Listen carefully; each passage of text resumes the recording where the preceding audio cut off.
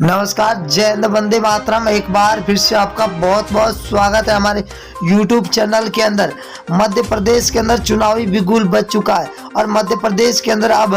कुछ ही महीनों के बाद मध्य प्रदेश में विधानसभा के चुनाव है। अब चुनाव से पहले आपको बता दें कि मध्य प्रदेश के अंदर अब की बार राजनीति के अंदर किसकी सरकार बनती हुई नजर आ रही है। क्या जनता का मूड अब चेंज हो चुका है? क्या सत्ता परिवर्तन की लहर आने वाली है? हम आपके बीच में 230 सीटों का सबसे बड़ा ओपिनियन पोल लेकर हाजिर हुए, जो एबीपी न्यूज, सी वोटर और फलूदी सट्टा बाजार ने चुनाव से पहले ही मध्य प्रदेश का सबसे बड़ा ओपिनियन पोल सर्वे जारी कर दिया। अगर हम सभी एजेंसियों की बात करें तो मध्य प्रदेश के अंदर अब की बार बीजेपी और कांग्रेस को सत्ता में आने के लिए बहुत बड़ी मेहनत करनी पड़ सकती है। सबसे बड़ा सर्वे जारी हो चुका, बहुत ही बड़ा सर्वे जारी जिला है, जहाँ पर कुल 5 सीट है, जहाँ बीजेपी को 2, कांग्रेस को 3, तो यहाँ पर बीएसपी 0 पर है और अन्य के खाते में 0 सीट जाती हुई दिखाई दे रही है। अगर हम भोपाल जिले की बात करें तो कुल 7 सीटें हैं, 7 में से बीजेपी को 2, तो कांग्रेस के खाते में 5 सीटें जा रही है, तो बीएसपी को 0 सीट मिलती हुई दिखाई दे रही है। धार जिला की बात करें तो धार जिले के अंदर कुल 7 सीटें, 7 में से बीजेपी को 4, कांग्रेस को 3 और बीएसपी को यहाँ पर 0 सीट मिलती हुई दिखाई दे रही है। सतानाथ जिले की बात करें तो कुल 7 सीटें, 7 में से बीजेपी को 3, कांग्रेस को 4 सीट और बीएसपी को 0 सीट मिलती हुई दिखाई दे रही है। अगर हम सीधी जिला की बात करें तो कुल 4 सीट है, 4 में से बीजेपी को 1 सीट मिल रही है, वही कांग्रेस के खाते में 3 सीटें जा रही है, तो बीएसपी को यहाँ पर 0 सीट मिलती हुई दिखाई दे रही है। अगला जिला है सिवनी जिला, जहाँ पर कुल 4 सीटें, बीजेपी को 2, कांग्रेस के खाते में 2, तो यहाँ पर बीएसपी को 0 सीट मिलती हुई दिखाई दे रही है। अगले जिले की बात करें तो बड़वानी जिला है, जहाँ पर कुल 4 सीटें, 4 में से बीजेपी के खाते में 1 सीट जाती हुई दिखाई दे रही है, तो कांग्रेस को 3 सीट, वही बीएसपी के खाते में 1 सीट जा रही है, तो अन्य के खाते में 0 सीट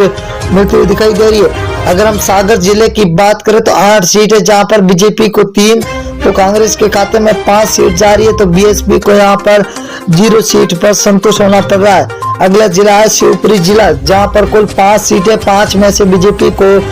4 सीटें मिल रही है, तो कांग्रेस के खाते में 3 सीट, वही बीएसपी को यहाँ पर 0 सीट मिल रही है, तो अन्य के खाते में भी 0 सीट। बैतूल जिला है, बैतूल जिले के अंदर कुल 5 सीटें, 5 में से बीजेपी को 2 और कांग्रेस के खाते में 3 सीटें जा रही है, तो यहाँ पर बीएसपी को यहाँ पर 0 सीट मिलती हुई दिखाई दे रही है। विदिशा जिला है, विदिशा जिला के अंदर कुल 5 विधानसभा सीट है, जहाँ बीजेपी को 4, तो यहाँ पर कांग्रेस को 1 सीट मिल रही है, तो बीएसपी के खाते में 0 सीट जाती हुई दिखाई दे रही है।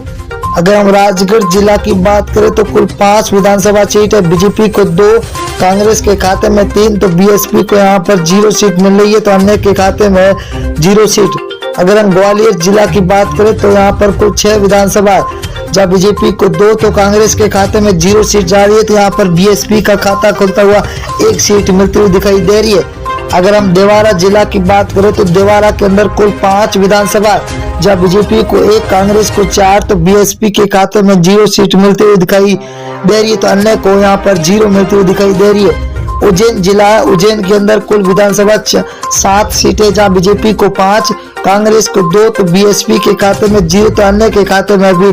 0 सीट जाती हुई दिखाई दे रही है। अगर हम जबलपुर जिले की बात करें तो 8 विधानसभा सीट है, जहाँ बीजेपी को 3, कांग्रेस को 5, तो बीएसपी के खाते में 0 सीट मिल रही है, तो अन्य को भी यहाँ पर 0 सीट मिल रही है। अगर हम कटनी जिला की बात करें तो कटनी जिले के अंदर 4 विधानसभा, यहाँ पर बीजेपी और कांग्रेस को 2-2 सीटें मिलती हुई दिखाई दे रही है, तो बीएसपी और अन्य के खाते में 0 सीट मिलती हुई दिखाई दे रही है। इंदौर जिला की बात करें तो इंदौर जिले के अंदर कुल 9 विधानसभा, जहाँ बीजेपी को 3, कांग्रेस को 6, तो बीएसपी के खाते में 0 सीट जाती हुई दिखाई दे रही है। अगले जिले की ओर रुख करें तो छिंदवाड़ा जिला है, जहाँ पर कुल विधानसभा 7 सीटें है, जहाँ बीजेपी को 1, कांग्रेस के खाते में 6, तो बीएसपी को 0 सीट मिल रही है, तो अन्य के खाते में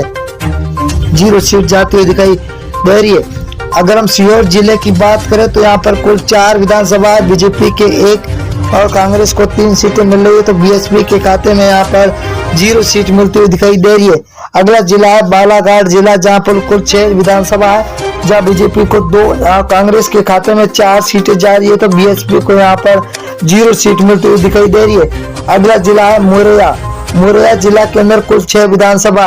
6 में से बीजेपी के खाते में 2 जा रही है, तो वही कांग्रेस के खाते में 4 सीटें जा रही है, तो बीएसपी को तगड़ा झटका लगता हुआ दिखाई दे रहा है। अगर हम बात करें अगले जिले की और दोस्तों, तो बहुत ही बड़ा जिला आ चुका है, सततपुर है। सततपुर के अंदर 6 विधानसभा है, बीजेपी को 2, कांग्रेस को 4, तो बीएसपी को 0 सीट। रायसेन जिला है जहां पर कुल 4 विधानसभा है, बीजेपी को 1, कांग्रेस को 3, तो बीएसपी यहां पर 1 पर है। तो